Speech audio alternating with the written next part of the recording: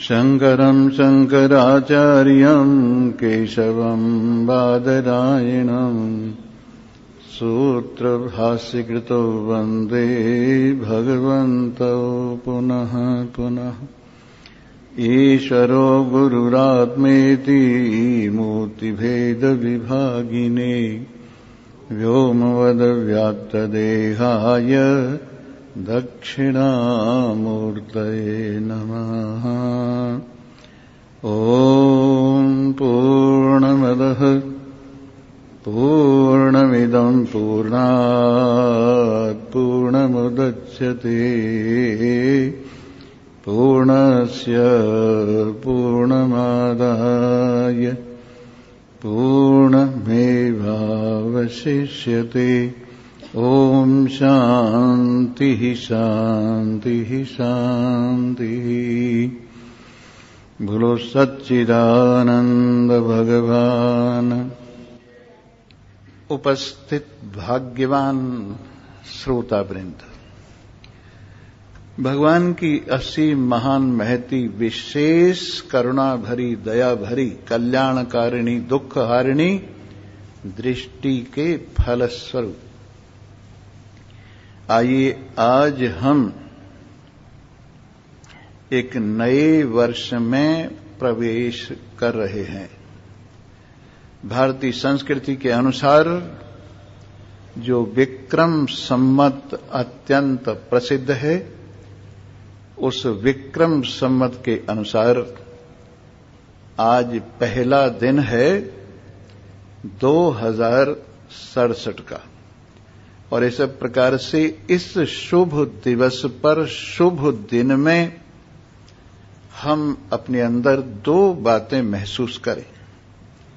एक तो काल चक्र को अवलोकन करें और काल चक्र के घूमते घूमते हम काल चक्र से परिश्रम पूर्वक कुछ समय निकालकर इस काल का सदुपयोग करें और इस काल के सदुपयोग से हम काल से ऊपर उठ जाएं, अकाल पुरुष अपने आप में अनुभव करें। दूसरी बात ऐसी है कि ये नवीन वर्ष बड़ी नवीन भावनाएं लेकर आता है। मनुष्य के अंदर ही नहीं, प्रकृति के कण कण में ये नवीन वर्ष नवीन परिवर्तन लेके आता है। जितना पतझड़ का समय था वो निबट गया है। अब नई नई कोंपलें पेड़ों में प्रकट हो रही हैं, नए नए फूल खिलने जा रहे हैं, नए नए फलों का आगमन हो रहा है। और इस प्रकार से ये हमारे जीवन में बसंत नई नई भावनाएं लेकर प्रवेश कर रहा है। सब और सरसों की पीलिमा हमारे हृदय में नारायण के प्रति, पीत वस्त्रधारी नारायण के प्रति, जैसे भगवान ने पीली सरसों के रूप में पीला वस्त्र धारण किया हुआ हो, ऐसे हमें उनकी उपस्थिति ये पीलिमा बता रही है। और हम इस पीले वस्त्र धरी नारायण को इस पीले वस्त्र में से अवलोकन कर रहे हैं। और अब आप देख रहे हैं कि किस प्रकार से नई नई भावनाएं हमारे जीवन में आ रही हैं और हमारे जीवन का कूड़ा करकट साफ होता हुआ जा रहा है। हमारे जीवन के अंदर नवीन नवीन भावनाएं किस प्रकार आ रही हैं, हमारा जीवन कैसे ताजा हो रहा है, हमारे जीवन में परमात्मा के प्रति प्रेम कैसे जग रहा है, हमारा हृदय परमात्मा से संयुक्त कैसे हो रहा है। जैसे भगवान कहते हैं, पहले तो उन्होंने ये बताया, आपको जो मंत्र पहले हमने बताया, यद आदित्यगतम तेजो जगत भासयते अखिलम। ये सूर्य को देखिए, ये नवीन वर्ष का द्योतक है, ये नवीन वर्ष लेकर आता है। इस पृथ्वी को देखिए, ये नवीन वर्ष को ग्रहण कर रही है। नवीन शक्ति सूरज दे रहा है, नवीन शक्ति पृथ्वी ग्रहण कर रही है। चंद्रमा से नवीन नवीन ज्योत्सना प्रकट हो रही है और पृथ्वी उस नवीन नवीन शीतलता को अपने आप में ग्रहण करके शीतल हो रही है। सितारे नवीन नवीन छवि से नवीन नवीन जो बुझ बुझ कर प्रकट होकर अपना प्रकाश दे रहे हैं, उससे पूरी पृथ्वी पर एक नया जीवन जागृत हो रहा है। उसी प्रकार बिजली के माध्यम से जो ऊपर से प्राचीन पराशक्ति है वो पृथ्वी पर आ रही है और यहां अपराशक्ति बनकर के सारा खेल कर रही है। इस प्रकार से आज के दिन हमारा हृदय भी भगवान के प्रेम की पूरी पूरी पुष्पावली से संयुक्त हो रहा है। हमारे हृदय का प्रत्येक कोना भगवान के प्रेम की सुगंधि से सुगंधित हो रहा है और हमारे हृदय में नवीन नवीन भावनाएं जागृत होकर के पुरानी पुरानी कुवासनाओं को जीतकर, पुराने पुराने कूड़े करकट को जीतकर उसकी जगह पर एक नया प्रेम ला रही हैं। ये हमारा कैसा सौभाग्य है। आज हम अपने आप में परिपूर्ण नवीनता महसूस कर रहे हैं, अपने आनंद को जीवन से भरपूर अनुभव कर रहे हैं। आगे के लिए हम प्रतिज्ञा कर रहे हैं। हर साल बहुत सालों से हम आपको मार्च में मिलते हैं और इसी महीने में लगभग ये पूर्णिमा, ये कहना चाहिए गूढ़ी पड़वा भी आती है, तो एक ओर तो हम आपको प्रेरणा देते हैं मार्च, क्विक मार्च, चलो लेकिन बहुत तेजी से चलो। समय का कुछ पता नहीं है, कब आयु को छीन लेवे, पता नहीं कब तंदुरुस्ती को छीन लेवे, पता नहीं कब शक्तियों को छीन लेवे, पता नहीं कब ये उल्टा पुल्टा कर डाले। इसलिए बहुत ही तीव्रता से क्विक मार्च करो और क्विक मार्च करते हुए आगे बढ़ो और इस नए वर्ष में प्रवेश करते हुए अपने अंदर भगवान के नए नए प्रेम को जागृत करो।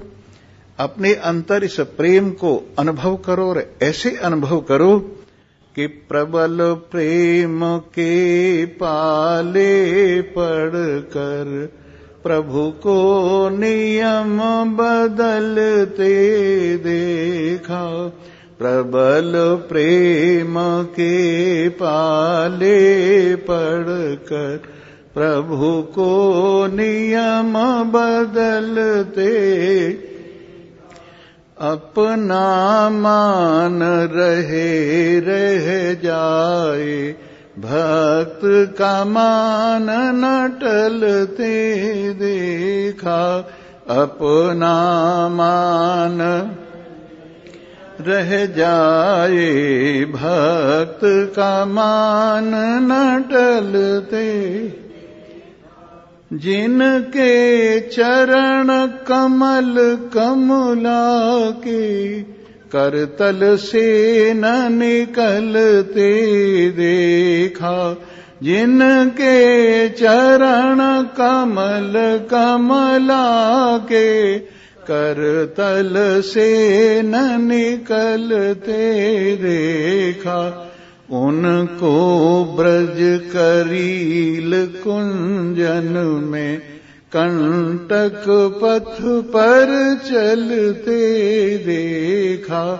प्रबल प्रेम के पाले पड़कर प्रभु को नियम बदलते देखा।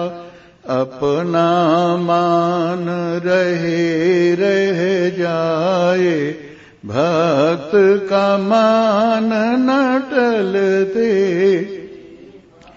जिनकी केवल कृपा मात्र से सकल जगत को पलते देखा। जिनकी केवल कृपा मात्र से सकल जगत को पलते। उनको गोकुल के गौरस पर सौ सौ बार मचलते दे। उनको गोकुल के गौरस पर सौ सौ बार मचलते।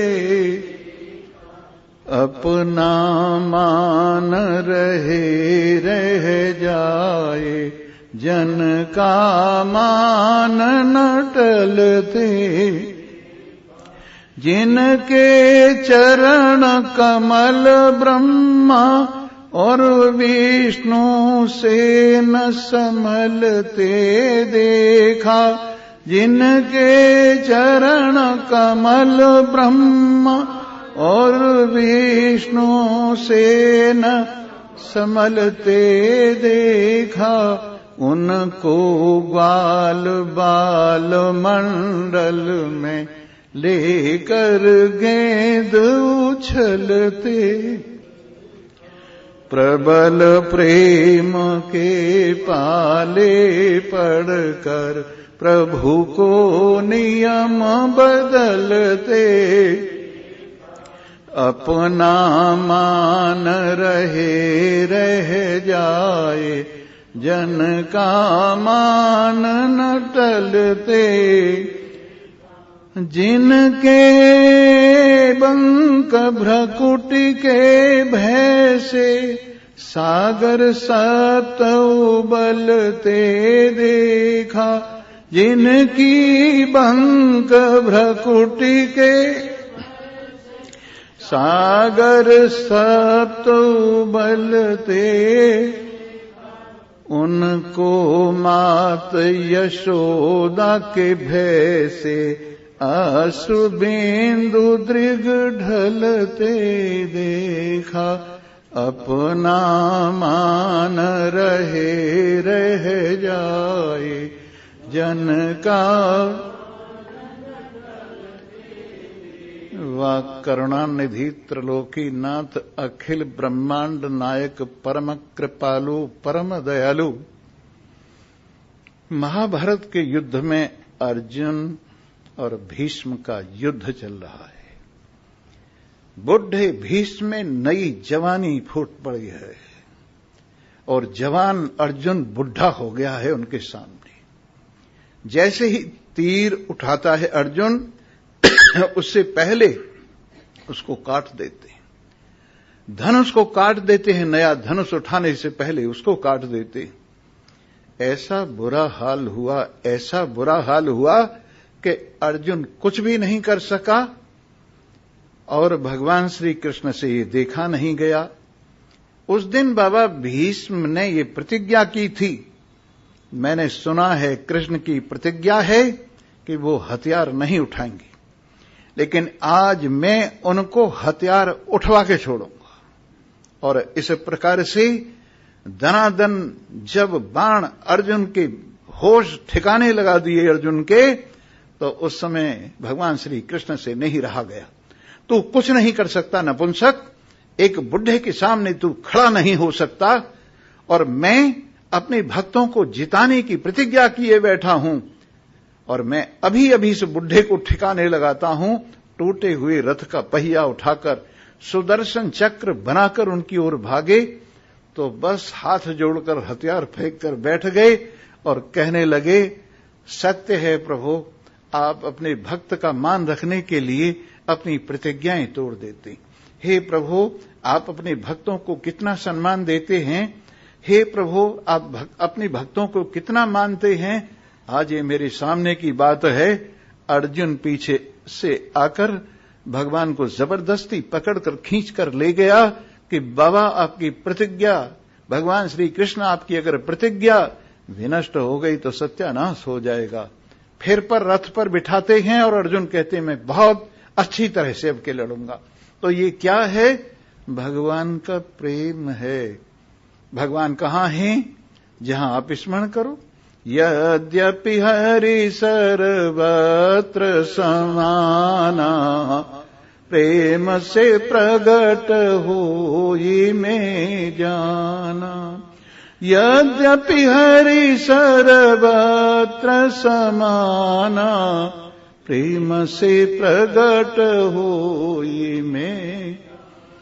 आपने नरसी भगत की, नरसी मेहता की कथा सुनी होगी और उसमें देखा होगा भगवान भक्त से कितना प्यार करते हैं।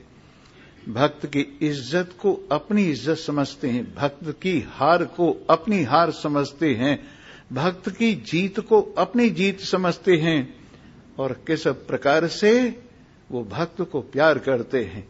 मजाक उड़ाने के लिए नरसी भगत, नरसी मेहता सब कुछ लुटा चुका था। भगवान के प्रेम में जो आता था उसको वही दे देता था। होते होते बिल्कुल फकीर हो गया नरसी मेहता। साधुओं के साथ बैठकर उस फकीरी का मजा लेता है और एक तारे पर बैठकर अपने सांवरिया को याद करता है कि हे सांवरिया, आपने सब कुछ छीन कर मुझे अपने प्रेम से भर दिया, इससे बढ़कर मुझे क्या चाहिए।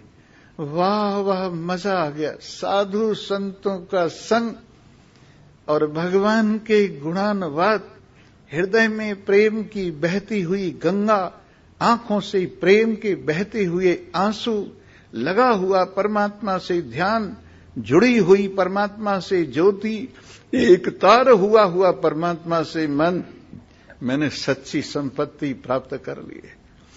गांव वालों ने उसका मजाक उड़ाने के लिए कुछ साधु आए और उनको द्वारिका जाना था, कुछ खर्ची चाहिए थी। लोगों से आके कहा जूनागढ़ में कि भाई हम लोगों को वहां जाना है द्वारिका, आप लोग हमारे लिए कुछ चंदा वंदा इकट्ठा करके दे दो, हमारा काम चल जाएगा।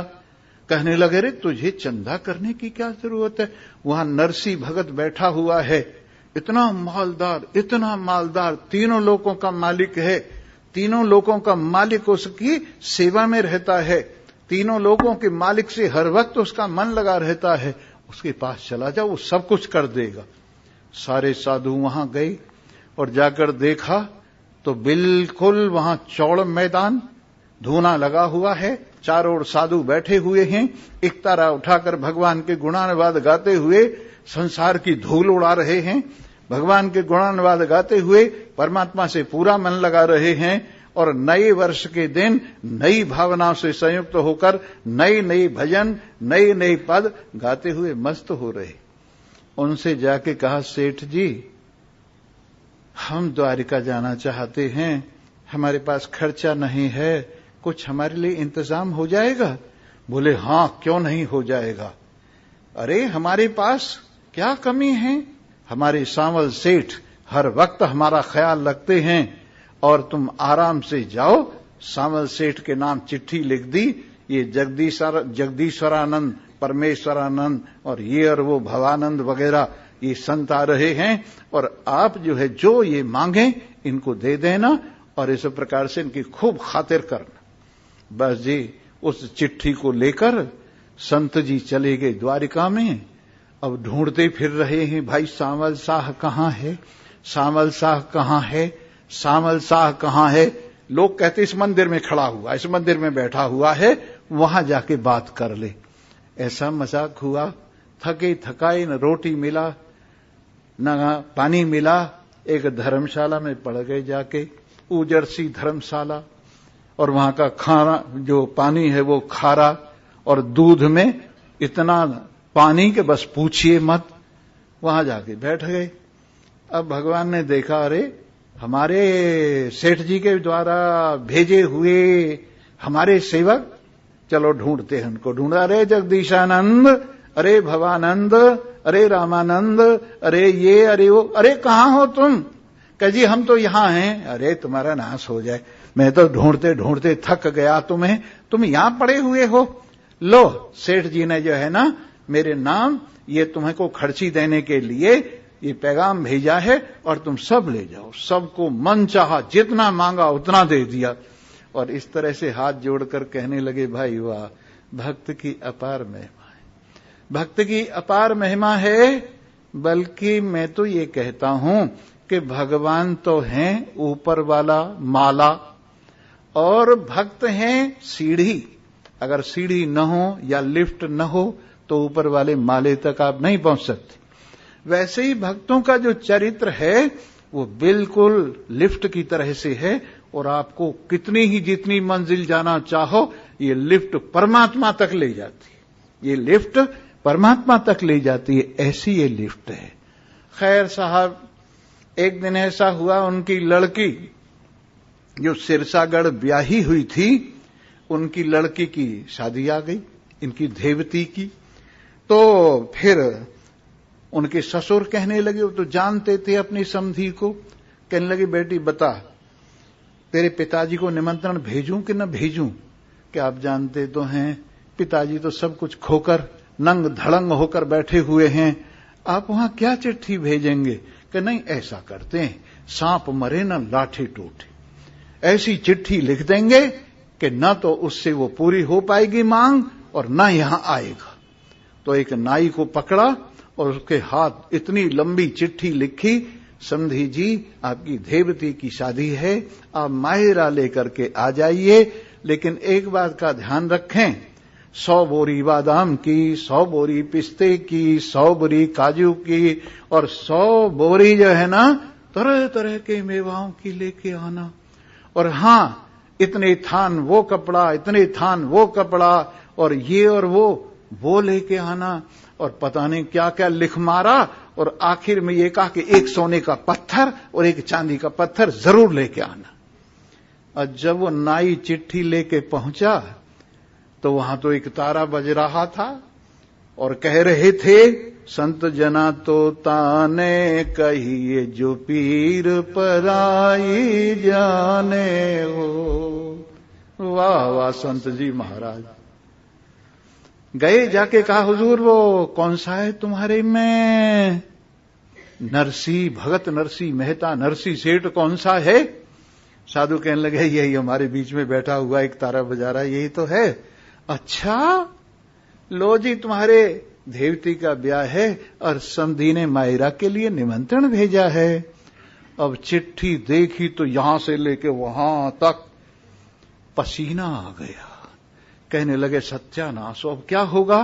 खैर पहुंचे जाके मंदिर में सांवरिया के, और जाके वो चिट्ठी रख दी, कह दी तुम्हारी देवती का ब्याह है नारायण, और ये सब सामान मंगाया है, तो अब देख लो, कर लो इंतजाम, नहीं तो बड़ी बेइज्जती होगी।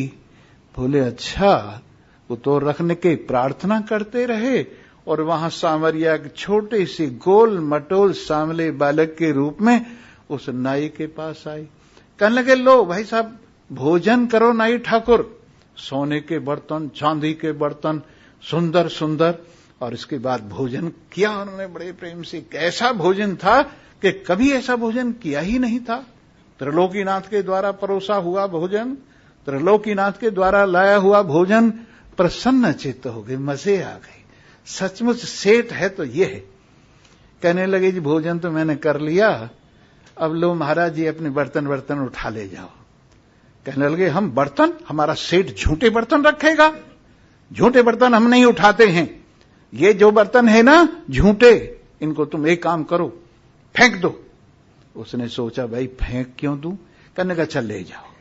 सब इकट्ठे कर लिए और 2-4 दिन खूब दावत मारी और जाते जाते 1 मुट्ठी हीरा और 1 मुट्ठी मोती और तरह तरह का सामान दे के कहा ये हमारी तरफ से तुम्हारे लिए है और तुम्हारा निमंत्रण स्वीकार कर लिया गया। अब उसने सोचा सेठ के पास जाऊंगा तो छीन लेगा, ये जितना सामान मिला है कि हमारे समधी का लाया, वो गोल हो गया, वहां गया ही नहीं। और समय नजदीक आ गया, कल को ब्याह है, आज शाम को भात देना चाहिए। सुबह ही सुबह कहने लगे भाई अब गाड़ी करो। तो एक गाड़ी वाला तैयार हुआ जिसके बैल बहुत बुढ़े और उठने का नाम न लें, पूंछ पकड़ के जिनको उठाया जाए, और ऐसा पुराना गाढ़ा कि जिसमें बैठते ही चूं चूं हो जाए, और मोटे मोटे साधु। अब इन सबको लेके इस रथ में बिठा के कैसे ले चलें, पर बिठा लिया साहब और किराए पे ले लिया रथ। अब कभी इधर वाला बैल जुआ डाले, कभी इधर वाला बैल जुआ डाले।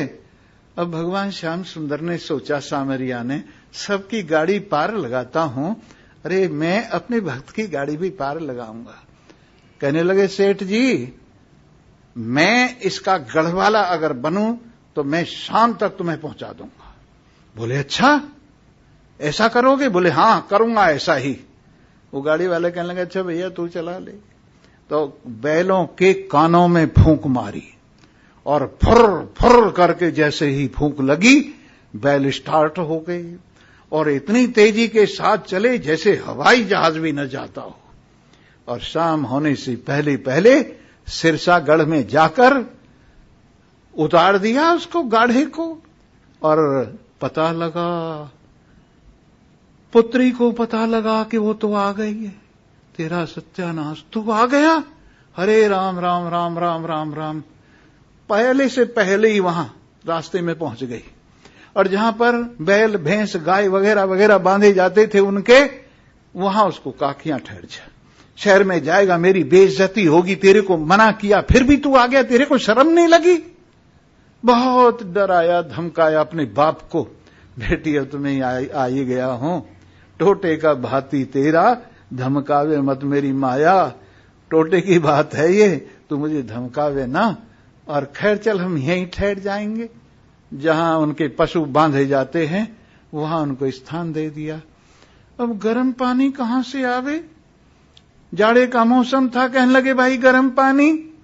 नौकर चाकर भी ऐसे ही थे, अरे भगत जी कर लो ना फूंक मार के गर्म पानी, अब हम कहां से इतनी दूर से लाएंगे। खैर साहब स्नान विस्नान हुआ और बिल्कुल शाम हो गई तो उन्होंने कहा अब तो भात का समय हो गया है, चलो भाई भात देने के लिए।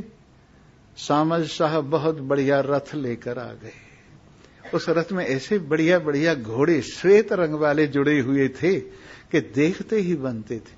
आओ सेठ जी पधारो। सेठ जी बैठ गए रथ में, साधु महात्मा भी रथ में बैठ गए। और जब वो पशुओं के बाड़े से रथ बाहर की तरफ चला और उसमें घना घन बाजे बजने लगे और बड़ी जोर का एक विचित्र सा शोर हुआ। कान खड़े हो गए सिरसागढ़ वालों के कि भाई भगत भगत ही होता है, उनके नौकर रहते हैं सामल साहब, वो रथ लेके आ गए हैं। और चलो देखो दोनों तरफ भीड़ लग गई, रथ चालू हो गया और चलते चलते अपने समधी के घर पे जा पहुंचा। समधी भी देख के आंखें चौखटा हो गईं, सोचा हाय हाय इतना बड़ा रथ कहां से ले आया। और वो सामल साहब कहने लगे अरे वो सेठ जी महाराज आओ अपना बही खाता लेके, पोथे पत्री जिसमें तुमने सामान लिखा था, ट्रू कॉपी तो तुम्हारे पास होगी और मेरे पास भी है जो तुमने भेजी थी, लो सब सामान। सबसे पहले लड़की आई और उसको बड़ा बढ़िया दखनी चीर, सुंदर चीर उड़ाया और बड़े सुंदर सुंदर गहने आभूषण पेश किए। लड़की शर्म के मारे गड़ गई कि मैं पिता के बारे में क्या सोच रही थी, देखो मेरे पिता कितने भक्त हैं, कैसे भक्त हैं। और इस प्रकार से उसने वो स्वीकार किया, आंखों में आंसू आ गए। फिर कहा समधी जी निकालो वो पोथी, निकालो वो पत्री, निकालो वो बही खाता और लो ये 100 बोरी बादाम की, 100 बोरी पिस्ते की, 100 बोरी किशमिश की, 100 बोरी चिलगोजे की, 100 बोरी ये, और ये लो रेशमी थान इतने, लो ये सूती थान इतने, लो ये कपड़े इतने, लो ये हीरे इतने, लो ये जवाहरात इतने, और ये सब देने के बाद में 2 मोटे मोटे पत्थर, लो ये सोने का पत्थर है, लो ये चांदी का पत्थर है। बेचारा शर्म के मारे गड़ गया। लोग कहने लगे अपने समधी का घर भर दिया, हमें क्या लेना देना है। तो सबकी इच्छा पूरा करने के लिए 1.25 पहर तक सिरसागढ़ में सोना बरसा, और सबने अपने घर में से इकट्ठा कर लिया खूब। लेकिन धोबी ने सोचा चलो पहले घाट का इकट्ठा करके ले आते हैं और फिर घर का इकट्ठा करेंगे। अब वो घाट का इकट्ठा करने गया, घाट पे बरसा नहीं था, और घर वाला जो सोना बरसा उसे पड़ोसी ले गए। तो धोबी का कुत्ता न घर का रहा और न घाट का रहा। और इस प्रकार से नरसिंह भगत की लाज परमात्मा ने रख ली। क्या आपके लिए दरवाजे बंद हो गए? क्या हमारे लिए दरवाजे बंद हो गए? हमारे परम प्रियतम, हमारी सार सर्वस्व, हमारे जीवन रस, हमारी श्वास श्वास में प्रश्वास लेने वाले, हमारी हर बोल में बोलने वाले, हमारी हर धड़कन में धड़कने वाले नारायण क्या कृपा के दरवाजे हमारे लिए उन्होंने बंद कर लिए? नहीं नहीं, कोई उनके प्रति समर्पित होवे तो सही, कोई दिल लगाकर उनके साथ एक रूप होवे तो सही, कोई अपने और उनके बीच में से दुनिया को निकाल करके तद्रूपता हासिल तो करे, और वो देखे कि काम आविश्य भूतानि धार्याम अहमोजसा। सारी पृथ्वी में, अरे वाह, पृथ्वी क्या कमाल है, सब कुछ कितना सामान निकल रहा है पृथ्वी से। जो कुछ हम खा रहे हैं, जो कुछ हम पी रहे हैं, जो कुछ हम पहन रहे हैं, जिस गाड़ी में हम भाग रहे हैं, जिस सड़क पर हम दौड़ रहे हैं, वो सब कुछ पृथ्वी की ही तो देन है। इतना सामान पृथ्वी के पास कहां से आ गया? इस पृथ्वी में इतना सामान कहां से आ गया? अरे स्वयं भगवान कह रहे हैं गाम आविश्य भूतानि, मैं ही इस पृथ्वी में प्रवेश किए हूं, निकाल लो जो कुछ जितना निकालना हो। पत्थर निकालने वालों पत्थर निकाल लो, सोना निकालने वालों सोना निकाल लो, चांदी निकालने वालों चांदी निकाल लो, जो जिसकी मर्जी है इस पृथ्वी में से निकाल लो। मैं ही इस पृथ्वी के अंदर विराजमान इस चराचर जगत को पृथ्वी पर धारण कर रहा हूं। गामावश्य भूतानि धार्याम अहमोजसा, अपने तेज से मैं ही इसको धारण किए हुए हूं। ये धरित्री जो सबको धारण करने वाली है, ये धरित्री जो सबको भोजन देने वाली है, ये धरित्री जिसकी गोद में सब प्रकट होते हैं, लीला करते हैं, जिसकी गोद में समा जाते हैं, उस पृथ्वी में कौन बैठा हुआ है? मैं ही तो विराजमान हूं। गामावश्य भूतानि धार्यामि अहम ओजसा, अपने तेज से सबको मैं धारण कर रहा हूं। और इस तरह से सब मेरे से धारित, निश्चिंत हो जाओ, बेधड़क हो जाओ। उसने तुमको धारण किया है, तुम उसको धारण कर लो। उसने तुमको धारण किया है, तुम उसको धारण कर लो। वो तुम्हें बहुत प्रेम करते हैं, तुम उनको बहुत प्रेम करो। वो तुम्हारे हो गए हैं, तुम उनके हो जाओ।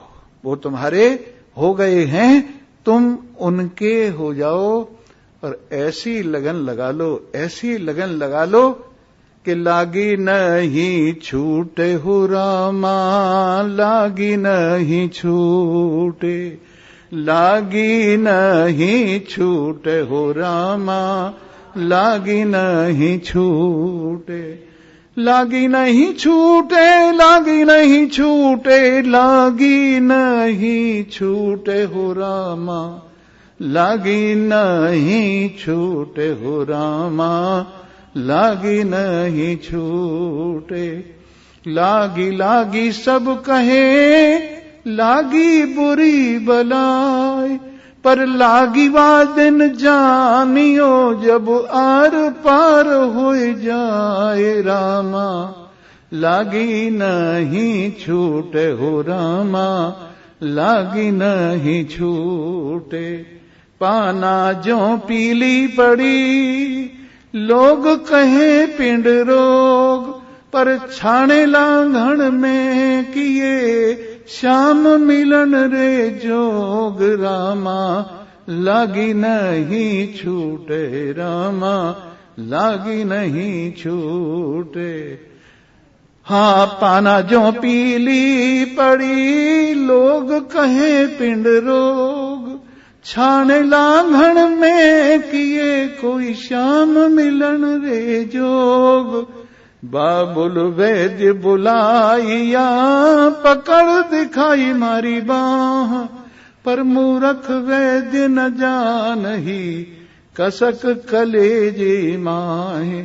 जाओ वैद्य घर आपने, तुम रोकियो न होए, जाके बिरहा में जरी, मेरी औषध सोए रामा, लागी नहीं छूटे, लागी नहीं छूटे हो रामा, लागी नहीं छूटे।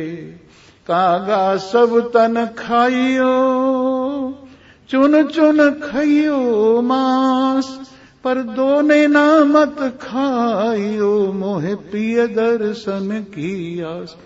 कागा नैन निकास दो, जो पिया पास ले जाए, पहले दरस दिखाए के तू, पीछे ली जो खाए रामा, लागी नहीं छूटे, लागी नहीं छूटे हो रामा, लागी नहीं छूटे।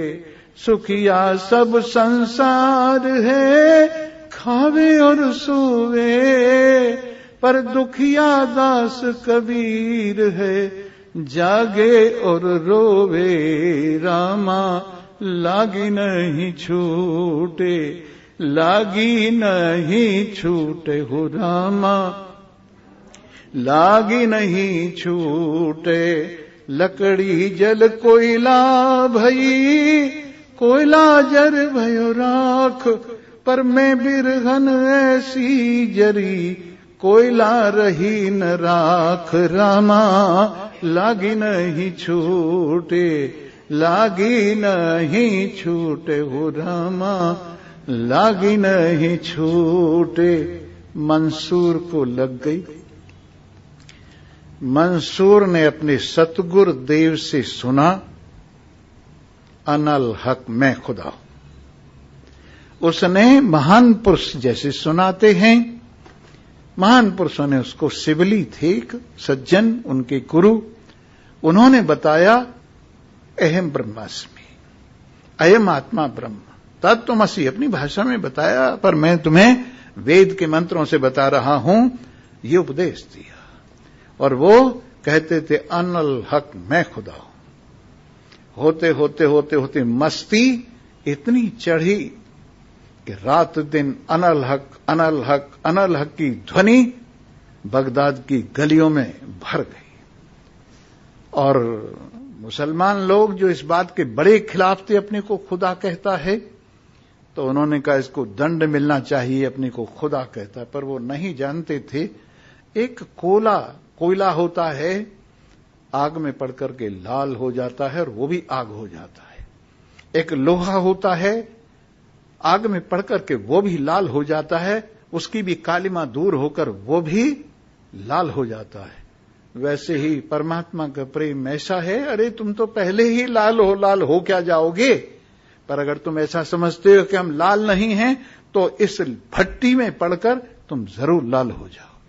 इसलिए वो चारों ओर जब लाली बिखरने लगी अनल हक की, तो मुसलमानों ने इकट्ठे होकर मौलवियों ने उसको कहा, ये अपने को खुदा कहता है, काफिर है, इसको बगदाद की गलियों में घुमाया जाए और पत्थर मारे जाएं, दनादन पत्थर मारकर चारों ओर इसको घुमाया जाए, और फिर इसको ले जाकर फला जगह पर बद्ध स्थल पर इसके हाथ पैर कत्ल कर दिए जाए, मार दिया जाए, इसको सिर इसका कत्ल कर दिया जाए।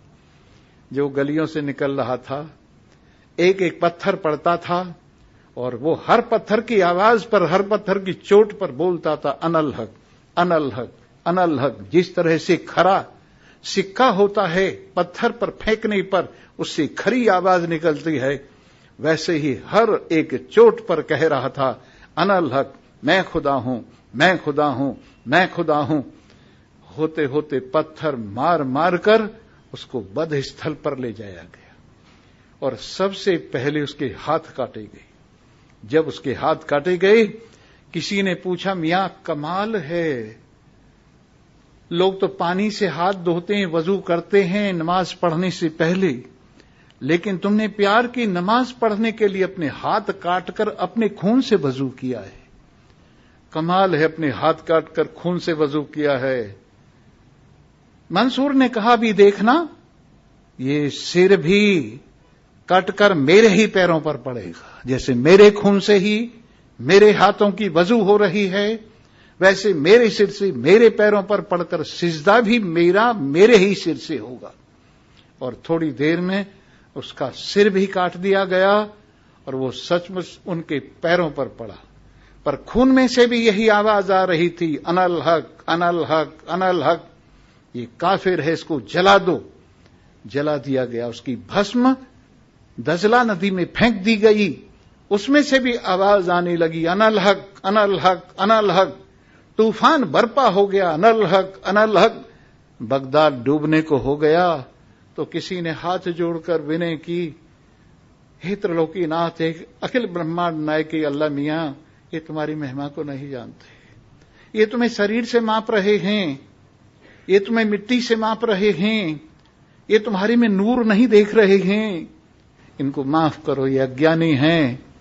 और तब कहीं जाकर वो नदी ठंडी हो गई और इनकी आवाज अनंत में मिल गई। चढ़ा मंसूर सूली पर, पुकारा इश्क बाजों को, ये उसके बाम का जीना है, आओ जिसका जी चाहो। अरे यूं कथा सुन के चले गए, आधे सोए आधे जागे, वापस चले गए, ऐसे नहीं। कथा जिंदा होनी चाहिए, जिंदा कथा दिल में घुसनी चाहिए। रटने की बात नहीं है, परिभाषाएं रटने से कुछ नहीं होगा, शब्दों के अर्थ रटने से कुछ नहीं होगा, श्लोकों के अर्थ रटने से कुछ नहीं होगा।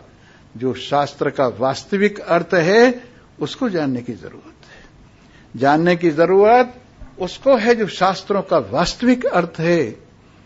चैतन्य महाप्रभु बचपन से ही बड़े विद्वान थे और कुल 16 साल की आयु में गौरांग महाप्रभु यूं समझिए बड़े विद्वान हो गए। न्याय पढ़ाते थे, व्याकरण पढ़ाते थे, साहित्य पढ़ाते थे। 16 साल का आचार्य और 20-20, 30-30, 40-40 साल के विद्यार्थी।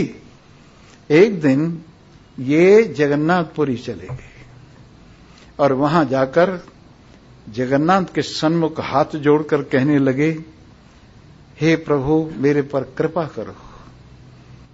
तो जगन्नाथ ने बड़ी कृपा की। और क्या कृपा की? अरे कब तक इन काले कागजों को पढ़ता रहेगा, कब तक ये पुस्तकों में पढ़ी हुई पढ़ाई पढ़ता रहेगा, कब तक रटाई रटता रहेगा, खुद रटकर दूसरों को रटाता रहेगा।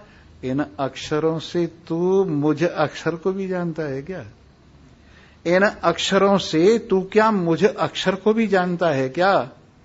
तेरे हृदय में लिखा हुआ जो अक्षर है तू उसे पढ़, इसे क्या लिए फिर रहा है? ऐसी चोट लगी।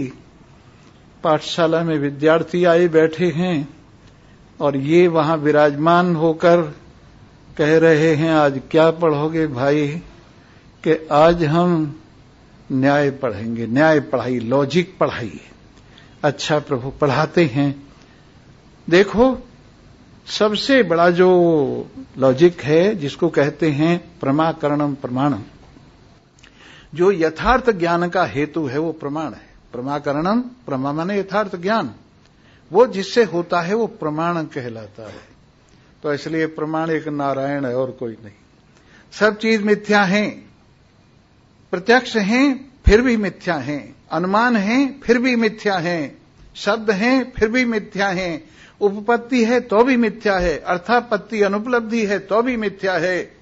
ऐति और संभव सब प्रमाण इस प्रत्यक्ष के आश्रित है। और ये प्रत्यक्ष नारायण सबके हृदय में प्रत्यक्ष है।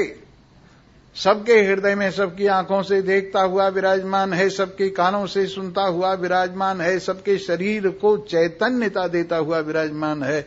इस अक्षर को पढ़ो। कहने लगे प्रभु ये कौन सा न्याय है? बोले ये परमात्मा का न्याय है, ये गौतम का न्याय नहीं है, परमात्मा का न्याय है, ज्ञानियों का न्याय है, श्रुति का न्याय है। ब्रह्म सत्यम जगन मिथ्या जीवो ब्रह्मैव न परः। केवल ब्रह्म सत्य है और ये जीव ब्रह्म से अलग कुछ भी नहीं है। इस बात को समझो। विद्यार्थी धीरे धीरे अपने बोरिए बिस्तरे लेके उठ गए कि ये हम न्याय की परीक्षा देंगे तो फेल हो जाएंगे।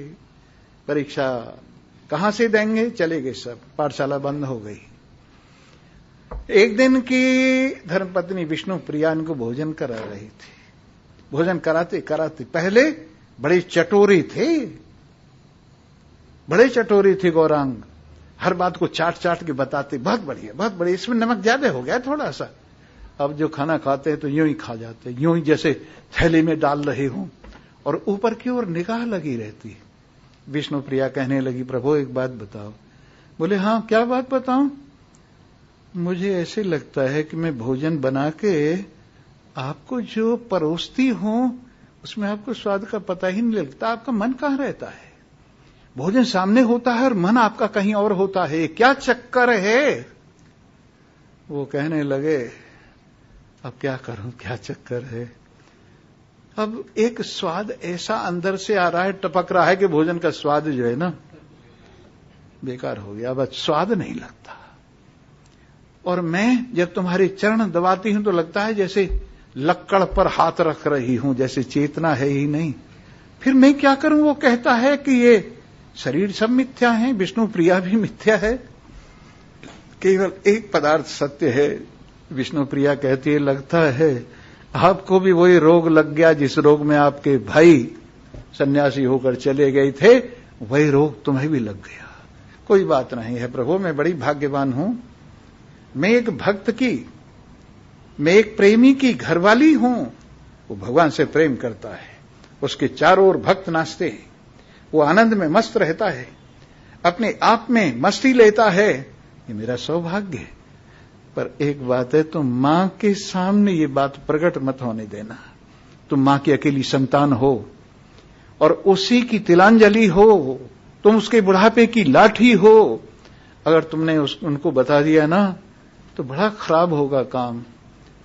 इधर मां जो है ना कई दिनों से देख रही है, पैर दबाते दबाते इधर हो जाते हैं, कभी इधर हो जाते हैं, कभी अरे क्यों रे गौरांग, मैंने ये सुना तेरी पाठशाला बंद हो गई है, सब विद्यार्थी छोड़ के चले गए हैं, गोल हो गई तेरी पाठशाला।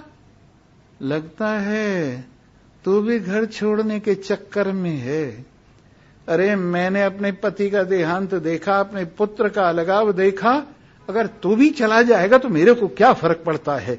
मैं बुढ़िया समझ रही थी तू मेरे नैनों की ज्योति है, मैं समझ रही थी तू मेरे बुढ़ापे की लाठी है, मैं समझ रही थी तू मेरे काम आएगा।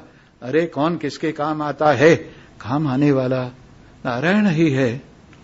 रोने लगे, मां मैं क्या करूं, मैं क्या करूं? मेरे पीछे मेरा दुपट्टा पकड़कर खींचकर कह रहा है ये माता मेरा फोटो है, इसलिए माता मैं हूं। त्वमेव माता च पिता त्वमेव बंधुश्च सखा त्वमेव विद्या द्रविणम त्वमेव सर्वम मम देव देव। ये खींच रहा है, मां मैं क्या करूं? मैं बेटा मैं समझ गई, मैं बड़ी भाग्यवान हूं, मेरी कोख से तेरे जैसा भक्त हुआ है। मार गोली पाठशाला को, मैं तेरे लिए भीख मांग कर लाला कर खिला दूंगी और तू निश्चिंत होकर मेरे ही आंगन में शमा की तरह से जल, तेरे चारों ओर परवाने आएंगे, मैं देखूंगी मेरे घर में ज्योति जल रही है, मेरे घर में परवाने आ रहे हैं, मेरे घर में नारायण प्रकट हो गए हैं, मेरे घर में नारायण नृत्य कर रहे हैं। इससे बढ़कर मेरा और क्या सौभाग्य होगा। चैतन्य महाप्रभु कृत्य हो गए। वाह मेरे नारायण, तुमने सब कुछ हमारे अनुकूल बना दिया। चलो तो सही, जो प्रतिकूल है अनुकूल हो जाएगा, जो कांटे हैं फूल हो जाएंगे। और हर वक्त ये ध्यान में रखो, तेरे फूलों से भी प्यार, तेरे कांटों से भी प्यार, जो कुछ दे दे तू सरकार, हमको वो ही है स्वीकार।